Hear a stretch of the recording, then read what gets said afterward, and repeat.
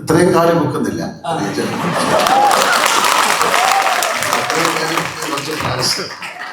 അതിന്റെ വീട് പാവം.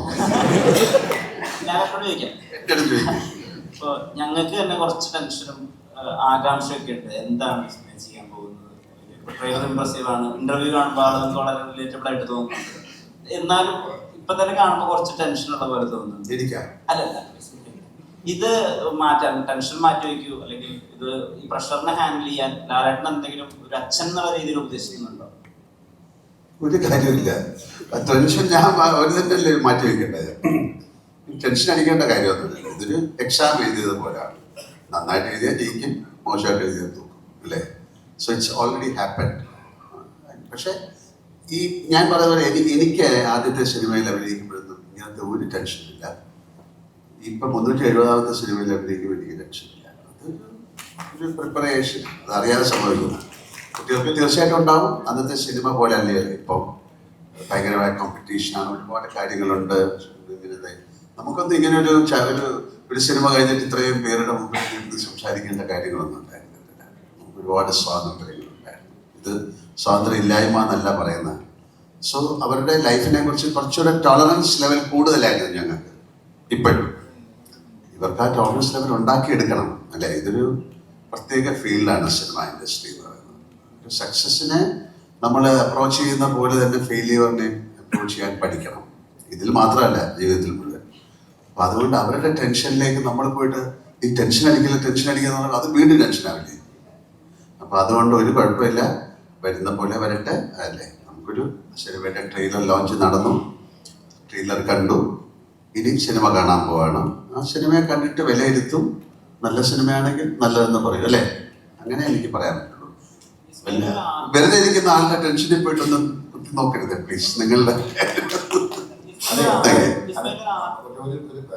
സിനിമയിൽ അഭിനയിക്കാൻ വരുന്ന സമയത്ത് ആദ്യമേ പറഞ്ഞിരുന്നു, ചേട്ടാ ഈ ഇന്റർവ്യൂസിനൊക്കെ കുറച്ച് ടെൻഷനാണ്. അപ്പം നമ്മളത് അങ്ങനെ അനുവദിച്ചു കൊടുത്തു. മായ സിനിമയിൽ വന്നപ്പോഴും ഇത് തന്നെ പറഞ്ഞിരുന്നു, അയ്യോ ഇത് എല്ലാവരുടെയും മുന്നിൽ വന്നിട്ട് ഇങ്ങനെ സംസാരിക്കാൻ പാടില്ല, നമ്മളങ്ങനെ ഒരുപാട് ചോദ്യങ്ങൾക്ക് ഉത്തരം പറയാനൊക്കെ. അപ്പം നമ്മളെന്ന് പറഞ്ഞിട്ടില്ല, അങ്ങനെ ഒന്നുമില്ല, അങ്ങനെ ഒന്നും മോള് വരണ്ടെന്ന് പറഞ്ഞു.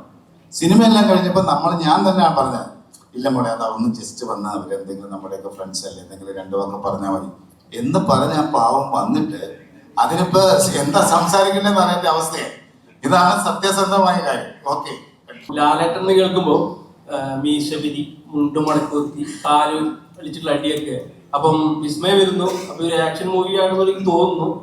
കാല് പൊക്കിയിട്ടുള്ള അടിയൊക്കെ കാണാൻ പറ്റുമോ ലാലേട്ടനെ പോലെ തന്നെ? ഉണ്ടോ, ആക്ഷൻ ഉണ്ടോ? ലാലേട്ട എങ്ങനെയാ നമ്മുടെ ഇത്രയും കാലം വെക്കുന്നില്ല.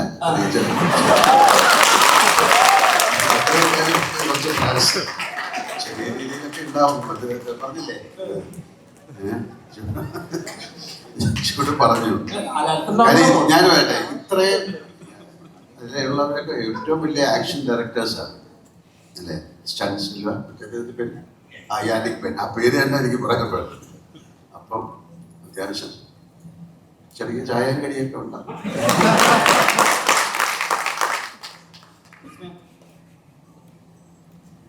അതിന്റെ വീട് പാവം. എന്റെ അടുത്ത് ചോദിക്കും. ഇപ്പൊ ഞങ്ങൾക്ക് തന്നെ കുറച്ച് ടെൻഷനും ആകാംക്ഷയൊക്കെ ഉണ്ട്. എന്താണ് ചെയ്യാൻ പോകുന്നത്? ഇപ്പൊ ട്രെയിലർ ഇംപ്രസീവ് ആണ്, ഇന്റർവ്യൂ കാണുമ്പോൾ ആളുകൾക്ക് വളരെ റിലേറ്റബിൾ ആയിട്ട് തോന്നുന്നുണ്ട്. എന്നാലും ഇപ്പൊ തന്നെ കാണുമ്പോൾ കുറച്ച് ടെൻഷനുള്ള പോലെ തോന്നുന്നുണ്ട്. അല്ലല്ല, ഇത് മാറ്റാൻ ടെൻഷൻ മാറ്റി വയ്ക്കൂ, അല്ലെങ്കിൽ ഇത് ഈ പ്രഷറിനെ ഹാൻഡിൽ ചെയ്യാൻ ലാലേട്ടൻ എന്തെങ്കിലും ഒരു അച്ഛൻ എന്നുള്ള രീതിയിൽ ഉദ്ദേശിക്കുന്നുണ്ടോ? ഒരു കാര്യമില്ല. ടെൻഷൻ ഞാൻ ഒരു തന്നെയല്ലേ മാറ്റി വയ്ക്കേണ്ടത്. ടെൻഷൻ അടിക്കേണ്ട കാര്യമൊന്നുമില്ല. ഇതൊരു എക്സാം എഴുതിയത് പോലെയാണ്. നന്നായിട്ട് എഴുതിയാൽ ജയിക്കും, മോശമായിട്ട് എഴുതിയാൽ തോക്കും, അല്ലേ? So it's already happen. പക്ഷെ ഈ ഞാൻ പറയുന്നത് എനിക്ക് ആദ്യത്തെ സിനിമയിൽ അഭിനയിക്കുമ്പോഴൊന്നും ഇങ്ങനത്തെ ഒരു ടെൻഷനില്ല.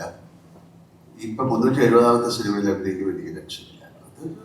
അതൊരു പ്രിപ്പറേഷൻ, അതറിയാതെ സംഭവിക്കുന്നു. കുട്ടികൾക്ക് തീർച്ചയായിട്ടും ഉണ്ടാവും. അന്നത്തെ സിനിമ പോലെ അല്ലേ ഇപ്പം ഭയങ്കരമായ കോമ്പറ്റീഷനാണ്, ഒരുപാട് കാര്യങ്ങളുണ്ട്. നമുക്കൊന്നും ഇങ്ങനെ ഒരു സിനിമ കഴിഞ്ഞിട്ട് ഇത്രയും പേരുടെ മുമ്പിൽ ഇരുന്ന് സംസാരിക്കേണ്ട കാര്യങ്ങളൊന്നും ഉണ്ടായിരുന്നില്ല.